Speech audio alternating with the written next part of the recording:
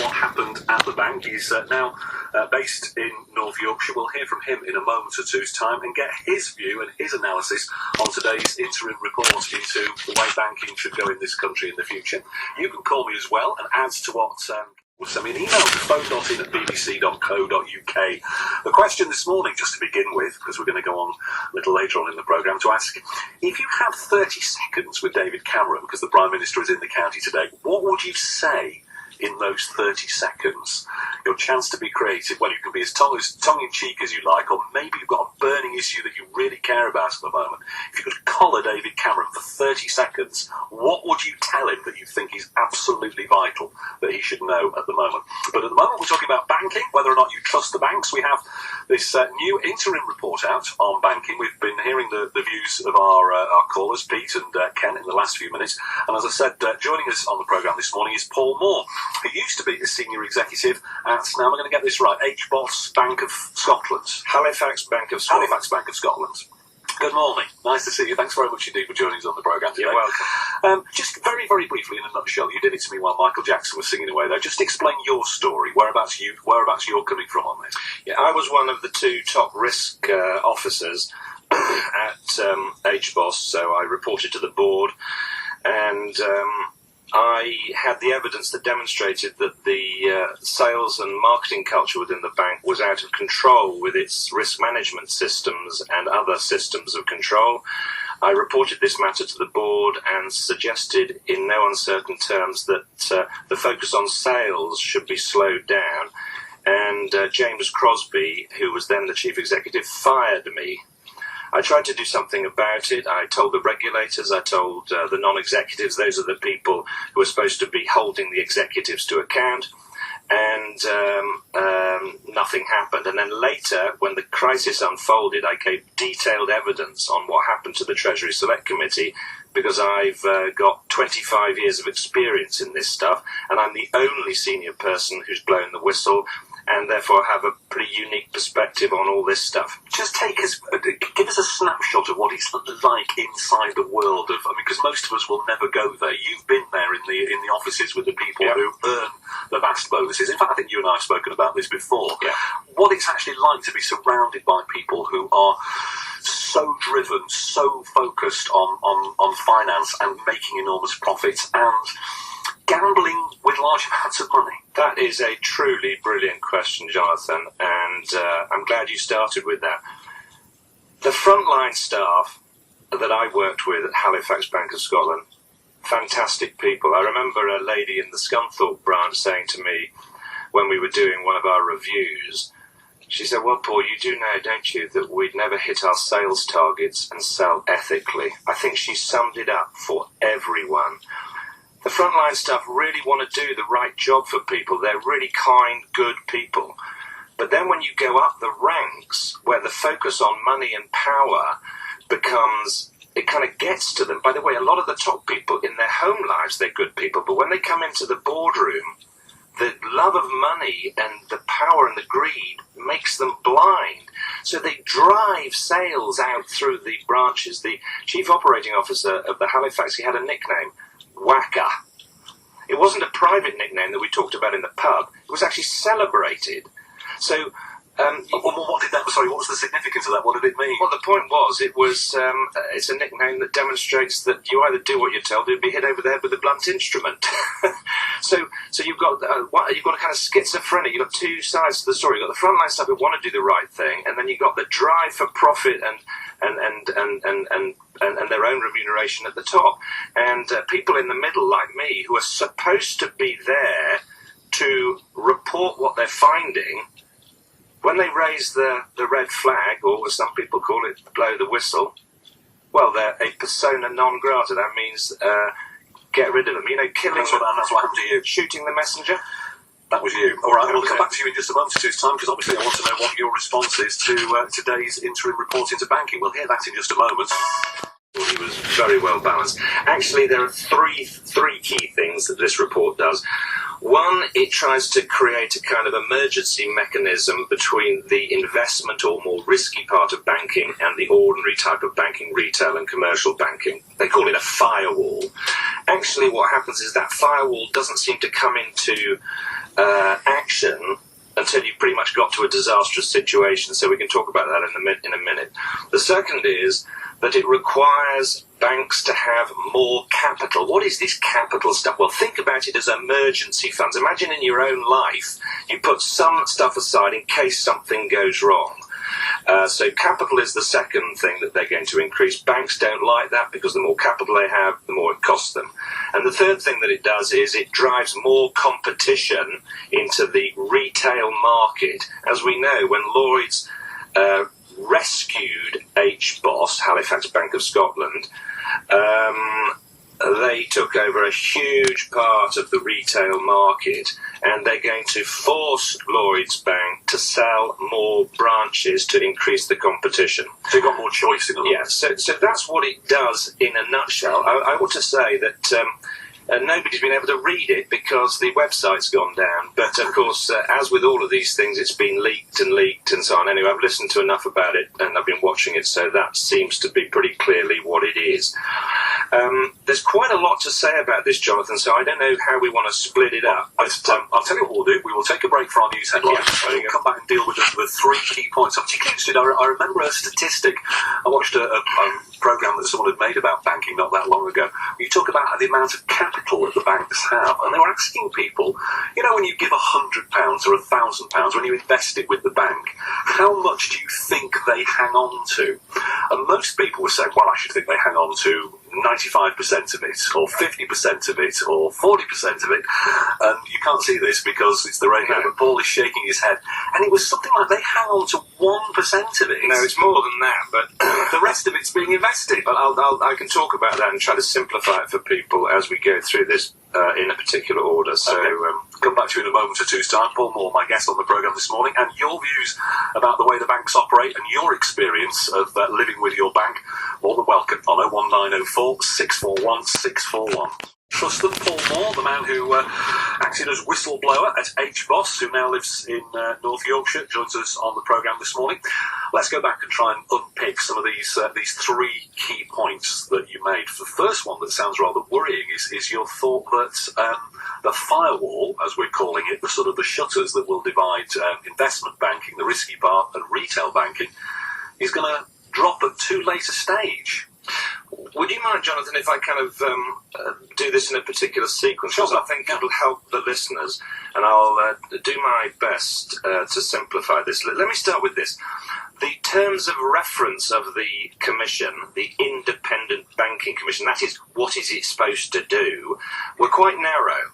They were focused on the structure of the banks, whether casino or betting banks should be allowed to be with ordinary banks, and secondly, on the competition requirements. So it was quite narrow. This is about the sixth or seventh piece of work done in relation to the banking crisis. I won't go through all of them, but I want to say something that is incredibly important and really amazing. There has never been a proper inquiry into the banking crisis. This was the greatest and costliest crisis in the history of capitalism. The Bank of England have actually said that it's cost us between 1.8 trillion and 7.4 trillion in lost output in this country alone. By the way, output is jobs. That's your jobs, the nurses that we're talking about today. It is literally extraordinary that after such an extraordinary crisis, we never actually got the facts out. And why is that? Well, there's a famous film out, if anybody hasn't seen it, it's called The Inside Job. It's about the American version of the bank crisis, but it applies equally here. And the interviewer says to Nouriel Roubini, a man who predicted the crisis like me, and actually a lot of other people predicted it, and he says, so why hasn't there been a systematic investigation into the banking crisis? And without a pause, he says, because that's where you'll find the culprits. Now, I don't like the word culprit, but there has been some extraordinary stuff going on. Can I just say this? This crisis has not just led to the deep budget cuts and the nurses that we're losing. But actually, it's driven 100 million people around the world into poverty, and we know that if there are people in poverty, the mortality rates are very high. I think it's a reasonable estimate to say it's killed 10 million people, apart from the millions of people who've been driven into misery by being lent money that they shouldn't have been lent and couldn't afford. So the first point that I want to make is this: narrow terms of reference, lots of different little groups of people looking into things, all of whom have a certain amount of vested interest in the thing, is wrong. And I am strongly suggesting that what we should do to start with, to get the facts on which to build the firm foundation of new policy, is to have a proper Truth and Reconciliation Commission where everybody who was involved can speak up. Because, of course, we had something to do with it. Now, let me get back to... Would you just tell, why hasn't that... I mean, that seems such an obvious thing to want to... Yes! Are we actually saying that there is a sort of an eminence grise, that there are various dark forces behind this who would really rather that ordinary folks and MPs and decision makers didn't know the truth about how all these rather bad loans were sold on and on and on around the world and precipitated this collapse in banking? Can I just say this? It's not everybody in banking that's bad. Most of people in banking are good, and there are some very senior people who are trying to do the right thing. So when I'm about to say something, there are some good people out there. But the reality is that the regulators, the politicians, and the professional firms like accountants and rating agencies, those are the people who rate things, are really too close to one another. They've got a vested interest in it, and I can't go into the detail of that. But we have not got the facts. We did not get a proper inquiry into what happened. And if you don't know what happened, you cannot rebuild public policy on a firm foundation of facts. So that is the single most important point I want to make today, and I want to tell everybody that, along with a large group of people, we will be issuing a people's petition for better banking coming up in the next month or so, and frankly, we need everybody to sign up for it, because the idea is to go for a proper Truth and Reconciliation Commission. Now, the reason for Truth and Reconciliation, which basically means that people don't get held to account, is that then everybody can speak up and we can forgive one another and rebuild the financial system on a really good basis. Who's we? I can't comment for the moment, but I'll tell you more about it as we proceed. By the way, we're not going to launch this from the City of London. We're going to launch it from Stamford Brook. Do you remember where the march took place, when the armies marched down towards the Normans? So we're going to do it from Yorkshire, because, frankly, it's time people from the provinces spoke up. By the way, I listened to Ken a moment ago. I thought he was absolutely brilliant. And an insight, and I love the way Yorkshire people are. So, they get to the grits of the stuff. Okay, let's just bring in one of our callers. I think Elizabeth is waiting on the line. Good morning, Elizabeth. Morning, Jonathan. Hello. What comment would you like to make? You've been hearing what Paul's been saying in the last few minutes. I think you can feel the depths of his anger and his passion when it comes to the subject of banking. What is it you wanted to say? Right, well, banking has changed. I worked for one of the major banks for 25 years, and true enough, we did have managers in those days. But nowadays, I don't think you have a bank manager. If you watch any of the quiz programs that are transmitted, the presenter says, "And your occupation, bank manager." And these can be, and I hope to quote it, sort of kids, but they are kids of 22 and 23. How can they possibly be a bank manager? Well, presumably they have risen through their company. They have been recognised for their skils and their talents. No. What you're suggesting is you need somebody with a few more grey hairs and a few more lines on their face, with some sign of a lifetime's wisdom. Let Paul comment. I think you make an extremely good point here. By the way, it's not just the technical aspects of banking that a lot of these people do not have, but actually it's more about ethical training and being mature and caring more about the customer and what's good for the customer than just what's good for the sales targets. Yeah. You make a very valid point. I personally believe that all bankers should be required to have gone through detailed ethical training. And by the way, you might think that sounds odd, but actually, if you help people to bring their real values into their decisions, it changes the world. Now, you see, I think that these bank managers, as I quote, are supervisors, and they are the people that we used to have when I worked in the bank. I now go into one of the major banks in Parliament Street in York, and as you walk through that enormous banking hall that looks like an airport lounge, a person might approach you and say, "You all right?" And you think, goodness me. They don't even say good morning or good afternoon. "Are you all right?" And I say, "Oh yes, thank you," and I just go and do what I need to do. It's rather like the restaurant, isn't it, where you think the waiter or waitress has never eaten the food. Hi guys. Oh, yeah. Elizabeth, thanks very much indeed for your Thank thoughts. you, Jonathan. Good to speak to you. And you. Paul, you wrote something down on a piece of paper. Truth and love you were waving at me. Yes, because you said you could tap into my anger, and yes, there is a deal of righteous indignation about some of the things that happened, but I don't feel angry. You've got to mix the truth here with love. In other words, we've got to find a way of rebuilding things, and that's why the idea of truth and reconciliation is so important. Do not underestimate the effect on human beings of this financial crisis. As I've said earlier, 100 million people driven into poverty, and many of them died. So it's probably killed more people than the wars in the last 10 years. We completely underestimate the effect of bad ethics in business on human beings. Is it possible to operate a bank ethically? Yes, it absolutely is. Now I will get passionate. There is no discontinuity, Jonathan, between doing and being good and profit and abundance. It is perfectly possible to match the two together. Look at John Lewis's. Right? Think about that as a place where people are happy. The man at the top does earn 20 times more than the average earnings, but nobody begrudges it him, because he's doing a wonderful job making the place a happy place. Fantastic. I shouldn't be advertising John. And the staff sharing the profits, and it all has an ethical feel to it. The problem is that the feeling that the banks are playing in a world market where there is absolute cutthroat competition. If you are the bank that says we're going to operate in a fair way, a decent way, an ethical way, that there are lots of sharks around you who'll just laugh and say, "We're just going to eat you for breakfast." It's got to be a universal thing. This whole business of saying, well, 2 wrongs make a right, or 350 wrongs make a right, doesn't make it right and never will make it right. And there are ways to deal with it. Would you mind if I haven't spoken about the interim report yet. Would it be a good idea? Right. Okay.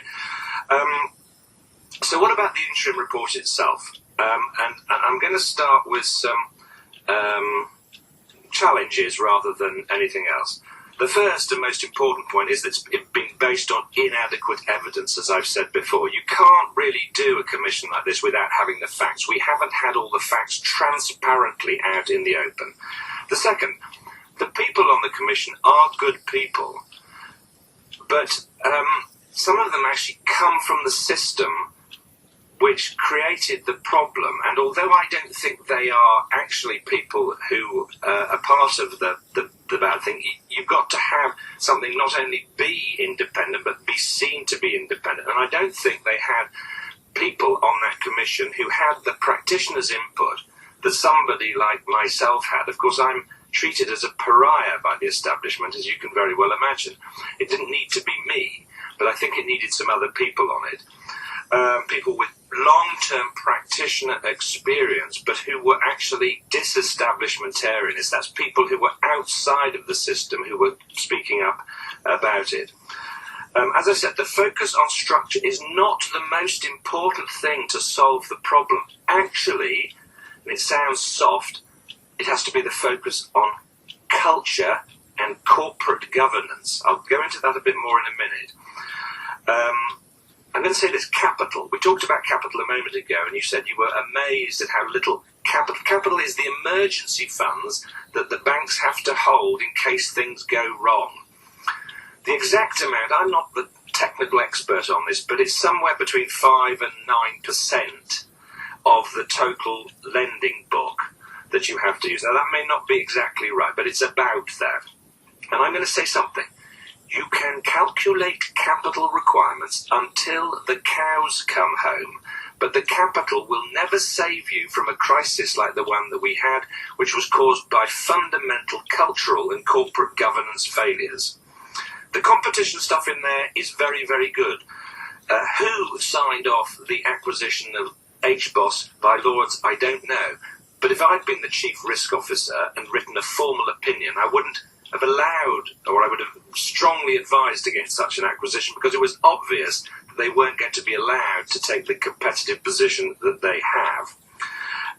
That acquisition was politically motivated. So that, in a nutshell, is what I've got to say about what you might call the challenges to it. And at some stage or other, when you're ready, I'll tell you what I think the solutions are. Okay, stick with us.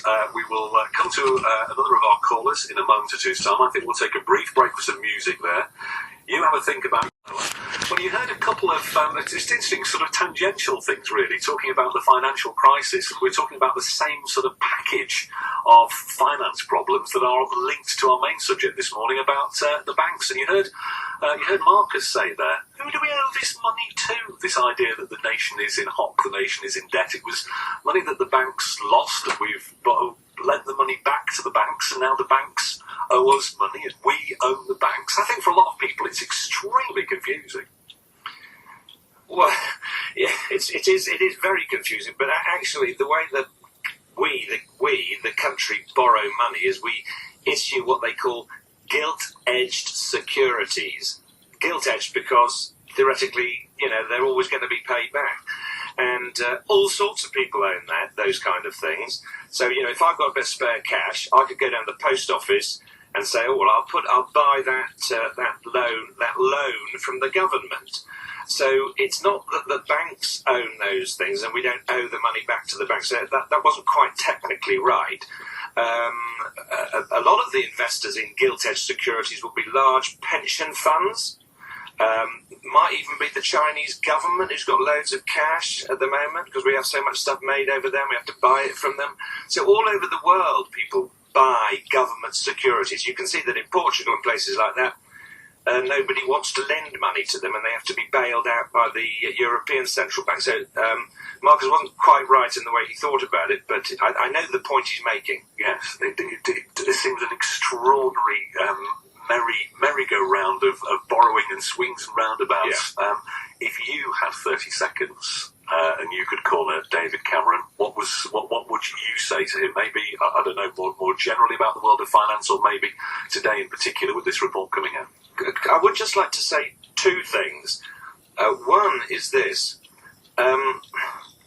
Education is the single most important thing once you've got, healthcare and so on sorted out.